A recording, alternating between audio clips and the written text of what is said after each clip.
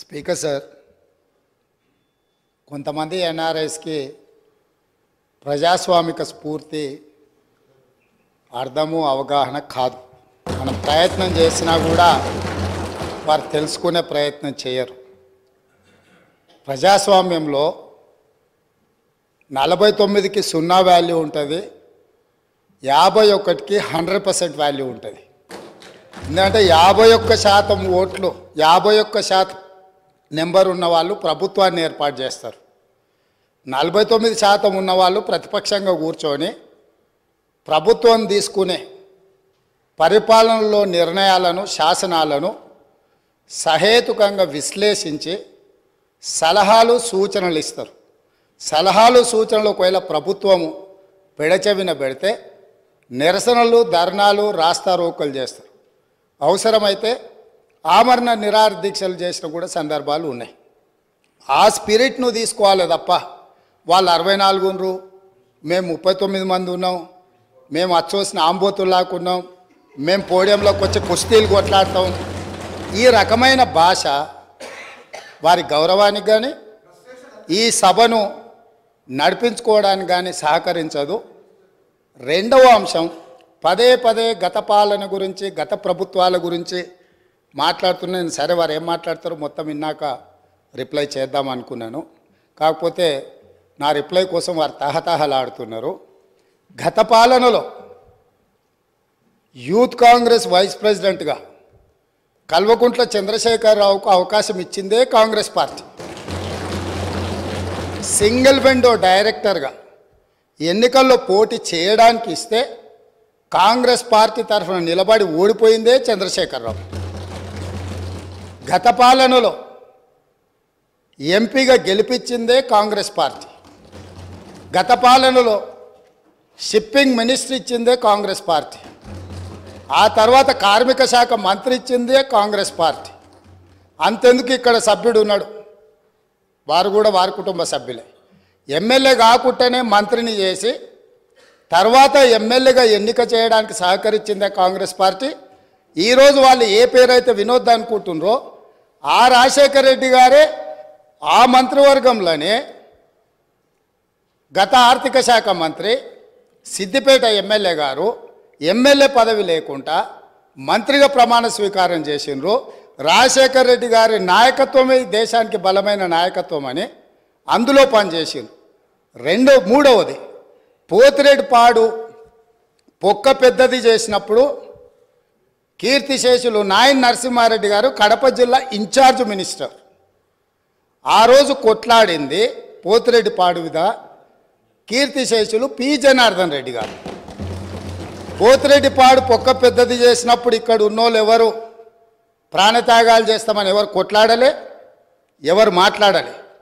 సొంత పార్టీ, సొంత ప్రభుత్వం ఉన్న తెలంగాణ ప్రజల హక్కులను భంగం కలిగించొద్దు, కృష్ణానది జలాలలో మా వాటా మాకు ఉండాలి, మా వాటాను ఎవరు తీసుకెళ్ళినా మేము ఒప్పుకోము అని కొట్లాడింది ఆనాటి నాయకుడు పి జనార్దన్ రెడ్డి గారు మాట్లాడినారు తప్ప వీళ్ళు కాదు.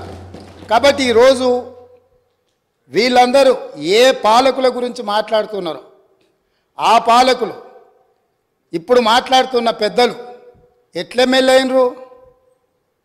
వాళ్ళ తండ్రి గారి గురువైన చంద్రబాబు నాయుడు గారి పార్టీతో పొత్తు పెట్టుకుంటే ఆ పార్టీ మద్దతుతో ఆ కండువ కప్పుకొని సిరిసిల్లలో కష్టపడి పనిచేసి నిర్మించుకున్న చీమలు పెట్టిన పుట్టలో పాములు దూరినట్టు కేకే మహేందర్ రెడ్డి అక్కడ పార్టీని నిర్మించుకొని తెలంగాణ ఉద్యమంలో పాల్గొని తెలంగాణ ఉద్యమంలో ముందు భాగం నుండి నిలబడి కొట్లాడితే ఎన్ఆర్ఐ అంటే నాన్ రిలయబుల్ ఇండియన్ కింద మేనేజ్మెంట్ కోటాలో ఇక్కడికి వచ్చి టికెట్ తీసుకొని అక్కడ ఆ కేకే మహేందర్ రెడ్డి గారిని అన్యాయం చేసి ఈరోజు ఇక్కడికి వచ్చిండ్రు. కాబట్టి ఈరోజు గతం గురించి అధ్యక్ష, ఒకవేళ మా మిత్రులకు వాళ్ళకు అంతగా గతం గురించి చర్చించాలనే ఆలోచన ఉంటే ఒకరోజు మొత్తం తమరు సమయం ఇవ్వండి. తప్పకుండా జూన్ 2, 2014 కంటే ముందు జరిగిన 55 సంవత్సరాల పరిపాలన మీద సంపూర్ణమైన చర్చ ఇక్కడ పెడదాము. ఈరోజు ఇక్కడ జరుగుతున్న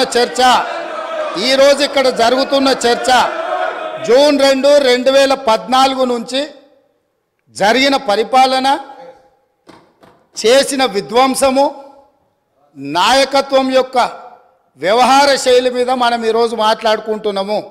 కాబట్టి వారికి గతం గురించి చర్చించాలనే కోరిక ఉంటే మాకు ఎలాంటి అభ్యంతరం లేదు. గతంలో జరిగిన పరిపాలనలో ఇక్కడున్న వాళ్ళకి చాలామందికి పాత్ర లేకపోవచ్చు, కానీ అక్కడున్న వాళ్ళకు చాలామందికి పాత్ర ఉంది. ప్రత్యక్షంగా మంత్రులు చేసిండ్రు. అక్కడున్న నాగేందర్ గారు, ఆ పక్కనున్న శ్రీనివాస్ యాదవ్ గారు, ఆ పక్కనున్న హరీష్ రావు గారు, అక్కడున్న కడియం శ్రీహరి గారు, ఆ పక్కనున్న పోచారం శ్రీనివాసరెడ్డి గారు, ఆ పక్కనున్న గంగుల కమలాకర్ గారు, అన్ని పేర్లు మొత్తం అన్ని లిస్టు చదువుతా. వీళ్ళందరూ కూడా ఈరోజు వారు ఏదైతే పాపాలు జరిగినాయి అంటుండ్రో ఆ పాపాలలో సంపూర్ణమైన భాగస్వామ్యం వాళ్ళదే ఉన్నది. వరంగల్ ప్రాంతంలో జరిగిన ఎన్కౌంటర్లకు ఎవరి కారణమని చర్చ ఉంది అధ్యక్ష? ఈరోజు వారే మాట్లాడుతున్నారు. ఏమని గవర్నర్ ప్రసంగంలో మొత్తం కాంగ్రెస్ పార్టీ మేనిఫెస్టోనే పొందుపరిచిండ్రని చాలా సీనియర్గా పనిచేసిండ్రు మంత్రులుగా. గవర్నర్ గారి ప్రసంగము పార్టీ యొక్క ఎన్నికల మేనిఫెస్టోను మంత్రివర్గంలో చర్చించి మా ప్రభుత్వం యొక్క భవిష్యత్ కార్యాచరణను మంత్రివర్గం ఆమోదం చేసిన తర్వాతనే గవర్నర్ గారు ప్రసంగిస్తారు. పరిపాలనలో అనుభవం ఉన్న వాళ్ళు, గతంలో ఈ రకమైన నిర్ణయాలు చేసిన వాళ్ళు కూడా ప్రజల్ని తప్పుదోవ పట్టించడానికో లేకపోతే వాళ్ళ యజమానులను సంతోషపెట్టడానికో ఎందుకు మాట్లాడుతున్నారో నాకైతే తెలియదు. నేను సభ్యుడికి సూచన చేస్తున్నా.